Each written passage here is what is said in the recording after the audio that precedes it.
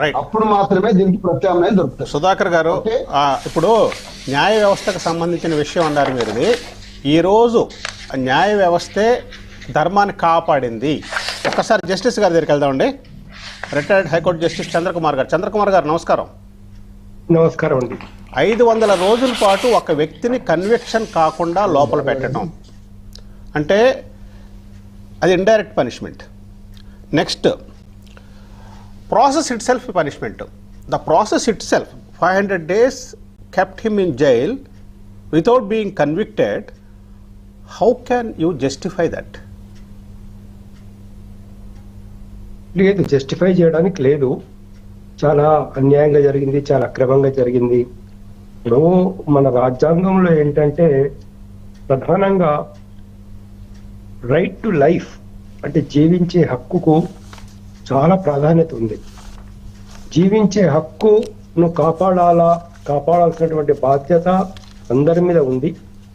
చట్టాలు చేసేటప్పుడు కూడా చాలా ఆలోచించి ఇది జీవించే హక్కును భంగం చేస్తుందా లేదా అని చెప్పి ఈ చట్టాలు చేయాలి. రెండవది, మనం ఒక వ్యక్తిని అరెస్ట్ చేయాలి అని అంటే ఇప్పుడు ఏం జరిగింది, 2 సంవత్సరాల తర్వాత 3 సంవత్సరాల తర్వాత కూడా కోర్టులు సాక్ష్యాధారాలు లేవు, తగినటువంటి మీరు రుజువులు చూపించలేదు, మీరు ప్రాపర్గా ఇన్వెస్టిగేషన్ చేయలేదు అని ఇప్పుడు చెప్తా ఉన్నారు. ఏది వాళ్ళు ఒక 2 సంవత్సరాలు జైలు ఉన్న తర్వాత, కొందరైతే 5 సంవత్సరాలు జైలు ఉన్న తర్వాత, కొంతమంది 7-8 సంవత్సరాలు జైలు ఉన్న తర్వాత ఇప్పుడు మనం ఏమని చెప్తున్నామంటే వీరి మీద సాక్ష్యాధారాలు లేవు అనేటటువంటి ఒక విషయం చెప్తున్నాం. అంటే ఏమన్నమాట, ఎప్పుడైతే మొదలు మీరు అరెస్ట్ చేశారో అప్పుడే మీ దగ్గర తగినటువంటి సాక్ష్యాధారాలు లేవు. మరి తగిన సాక్ష్యాధారాలు లేకుండా అరెస్ట్ చేయవచ్చా? మామూలుగా చాలా అభివృద్ధి చెందిన దేశాల్లో కానీ ఇతర దేశాల్లో కానీ ప్రొసీజర్ ఏంటంటే ఒక వ్యక్తిని అరెస్ట్ చేయకంటే మొదలు అంటే పక్కడబందీగా ఇన్వెస్టిగేషన్ చేస్తారు. చాలా పక్కడబందీగా ఇన్వెస్టిగేషన్ చేస్తారు. సీసీటీవీలు కానీ మరొకటి కానీ ఈమెయిల్స్ కానీ లేకపోతే ఇంకో రికార్డ్ కానీ, అంటే వాళ్ళ దగ్గర ఇతడు కాదనలేనటువంటి నిరాకరించడానికి వీల్లేనటువంటి సాక్ష్యాలన్నీ కూడా సేకరించి ఆ సాక్ష్యాధారాలతో అతన్ని ఫస్ట్ కన్ఫ్రంట్ చేసి వాళ్ళు 100% సాటిస్ఫై అయిన తర్వాతనే దాదాపు ఇతడు నేరం చేశాడు, ఇతని మీద కోర్టులో కేసు రుజువు అవుతుంది అనేటటువంటి ఒక అభిప్రాయానికి వచ్చిన తర్వాతనే అరెస్ట్ చేస్తారు. సాధారణంగా అనేక దేశాల్లో మేము చూసాము. విదేశాల్లో జరిగినటువంటి కేసెస్ గురించి, అక్కడ అరెస్ట్ గురించి, రిమాండ్ గురించి, బెయిల్స్ గురించి, ఎందుకే అక్కడ తొందరగా బెయిల్స్ రావు, బెయిల్స్ తొందరగా రావు. అదేవిధంగా ఏదైతే ఉందో కేసు కూడా త్వరగానే ఎక్కువ శాతం కన్విక్షన్ లో మనకు అక్కడ రిజల్ట్స్ వస్తూ ఉంటాయి.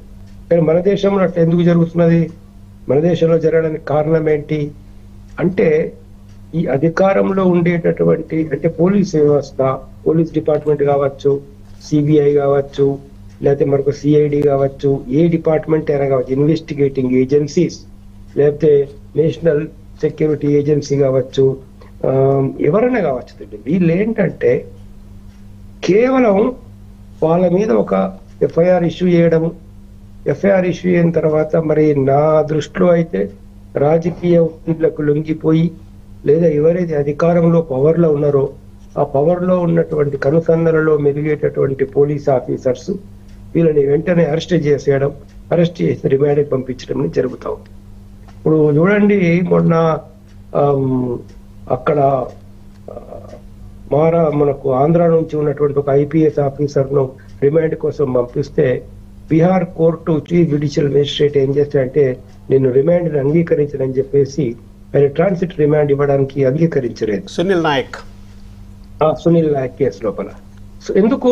ఆయన రికార్డ్ అంతా పరిశీలించాడు. రికార్డ్ పరిశీలించిన తర్వాత వీళ్ళ దగ్గర ఏది అసలు యాక్చువల్ గా నాన్ బెయిలబుల్ వారెంట్ వీళ్ళ దగ్గర లేదు, వీళ్ళు కోర్టు నుంచి తీసుకోలేదు నాన్ బెయిలబుల్ వారెంట్. అదే ప్రొసీజరల్ గా ఏవైతే పద్ధతి ఫాలో చేయాలో ఆ పద్ధతి ఫాలో చేయలేదని చెప్పేసి చెప్పాడు. కాబట్టి ఇక్కడ ఏం జరుగుతుందనంటే ఫస్ట్ ఎవరన్నా రాజకీయ నాయకులు ఒత్తిడి చేత ఫలానా వాళ్ళని అరెస్ట్ చేయండి, ఫలానా వాళ్ళ మీద కేసులు పెట్టండి అని చెప్పడం తప్పు. చెప్పడం అనేది అది వ్యవస్థలో జోక్యం చేసుకున్నట్లే, ఇన్వెస్టిగేషన్ ఏజెన్సీస్లలో జోక్యం చేసుకున్నట్లే. రెండవది ఇన్వెస్టిగేటింగ్ ఆఫీసర్స్ లో ఉండేటటువంటి ఉన్నతాధికారులు, ఐపీఎస్ అధికారులు, ముఖ్యమైనటువంటి వాళ్ళు, వీరు ఒక వ్యక్తిని అరెస్ట్ చేయకంటే మొదలు చాలా తీవ్రంగా ఆలోచించాలి. అదేంటంటే ఇది అరెస్ట్ చేయదగిన కేసా లేదా, ఇందులో సాక్ష్యాధారాలు ఉన్నాయా లేవా, తగిన సాక్ష్యాధారాలు ఉంటేనే అరెస్ట్ చేయాల్సినటువంటి అవసరం ఉంది, బాధ్యత ఉంది. లేదు ఒకవేళ వీరు సాక్ష్యాధారాలు లేకుండా అరెస్ట్ చేసినటువంటి సందర్భాలలో వాస్తవం చెప్పాలంటే కోర్టులు ఏవైతే బాధ్యత నిర్వహించాలో, ఒక రకంగా చెప్పాలంటే ఆ బాధ్యతను కోర్టులు నిర్వహించడం లేదు. రైట్ చంద్రకుమార్ గారు, Yes. అది పాయింట్. ఇప్పుడు ఏంటంటే పోలీసులు రాజకీయ పార్టీలకు, అధికారంలో ఉన్న రాజకీయ పార్టీలకు అనుకూలంగా వెళ్తున్నారు, కోర్టులు తమ బాధ్యతలు సరిగా నిర్వహించటం లేదు. Is the comment made by మన హైకోర్టు రిటైర్డ్ జస్టిస్ చంద్రకుమార్ గారు. ఓకే అండి, అక్కడ ఆగుదాము. Yes. చక్రవర్తి గారు, సార్ ఇప్పుడు శ్రీనివాస్ గారు, వ్యవస్థలు నాశనం అయిపోతున్నాయి, వ్యక్తులు నాశనం అయిపోతున్నారు. ప్లస్ పొలిటికల్గా తనకి బలంగా ఎవరైనా ఎదుగుతున్నారు అనుకుంటే వారిని ఒక సిస్టమేటిక్గా ఎలిమినేట్ చేయటం. అంటే in the circumstances how democracy survive, democracy ఎట్లా సర్వైవ్ అవుద్ది? ఇవాళ మన ప్రభుత్వాలు, పాలకులు పూర్తిగా అసలు దూరదృష్టి, మనం ఇప్పుడు చేసే తప్పుల వలన భవిష్యత్ తరాల మీద ఎట్లాంటి ప్రభావం ఉంటుంది, దేశం మీద ఎట్లాంటి ప్రభావం ఉంటుంది అన్నది అసలు పూర్తిగా విస్మరించేస్తున్నారు. కేంద్ర ప్రభుత్వ దర్యాప్తు సంస్థలు సౌండ్ రావట్లేదండి, ఒక్కసారి చెక్ చేయండి. సౌండ్ రావట్లేదు, ఒక్కసారి చెక్ చేయండి. ప్యానలిస్టులకు సౌండ్, చక్రవర్తి గారు ఏం మాట్లాడుతున్నారో మిగతా ఇద్దరికి వినపడాలి. ఒక్కసారి సౌండ్ నాకు వినబడుతూనే ఉంది, బాగానే ఉంది.